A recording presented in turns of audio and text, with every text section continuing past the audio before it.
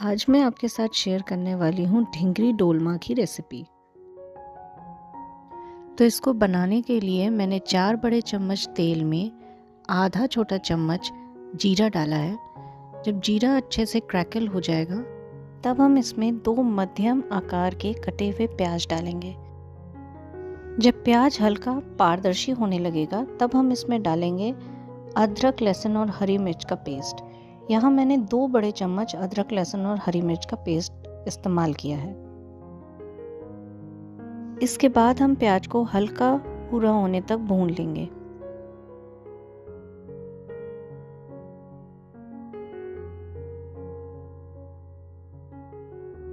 जब प्याज हल्का भूरा हो जाएगा तो हम इसमें डालेंगे 2 मध्यम आकार के कटे हुए टमाटर। टमाटर को हम अच्छी तरीके से पल्पी होने तक पका लेंगे।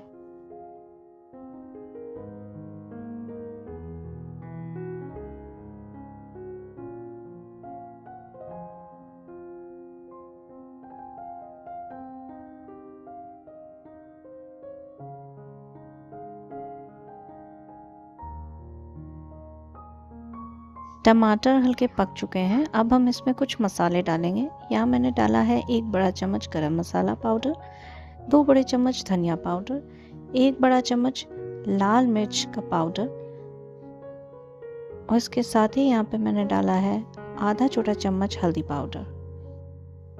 मसाले डालने के बाद हम इस मसाले को अच्छी तरीके से भून लेंगे तेल ऊपर आने तक। मसाला अच्छे से भुन चुका है, तेल ऊपर तैरने लग गया है। अब हम इसमें डालेंगे मशरूम्स। यहाँ मैंने डाले हैं 20 से 25 मशरूम, जिनको मैंने 4 हिस्सों में काट लिया था। मशरूम डालने के बाद हम इसको चलाते हुए अच्छी तरीके से भून लेंगे।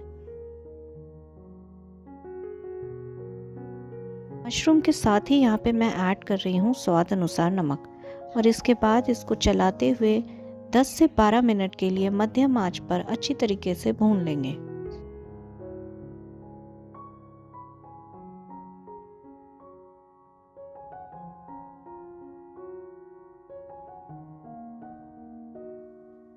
यहाँ पे मशरूम अच्छी तरीके से भुन गया है। मैंने करीब इसको 12 से 15 मिनट के लिए मध्यम आंच पे भुना था। और अब यहाँ पे मैं डाल रही हूँ 100 ग्राम के करीब पनीर। पनीर को मैंने मैश कर लिया था। आप चाहें तो ग्रेटर से इसको ग्रेट भी कर सकते हैं। पनीर डालने के बाद हम 7 से 8 मिनट के लिए मध्यम आंच पर भूनेंगे और उसके बाद हम इसमें डालेंगे थोड़ा सा गर्म पानी।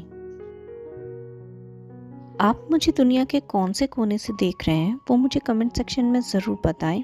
और अगर मेरी ये रेसिपी आपको किसी और भाषा के सबटाइटल में चाहिए तो वो भी आप मुझे कमेंट सेक्शन में बता सकते हैं। मैं पूरी कोशिश करूंगी कि उस सबटाइटल को इस वीडियो के लिए 1 से 2 दिन में डाल दिया जाए। अब यहाँ मैंने डाला है आधा कप के करीब गर्म पानी। इसके बाद इसको धीमी आंच पर ढककर 10 से 12 मिनट के लिए पका लेंगे।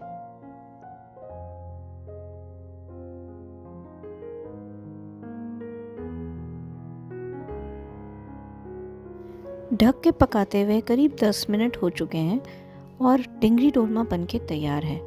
आप इसको ताज़े हरे धनिया की पत्तियों से गार्निश करिए और गरम गरम रोटी या राइस के साथ इसको सर्व करिए। अगर मेरा ये वीडियो आपको पसंद आया है तो आप इस वीडियो को हाइप करना बिल्कुल ना भूलें।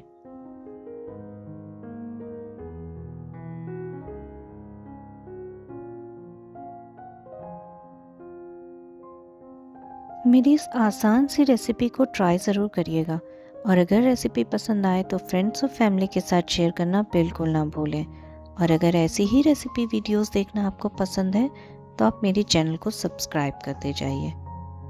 इस वीडियो में अंत तक जुड़े रहने के लिए आपका बहुत बहुत धन्यवाद।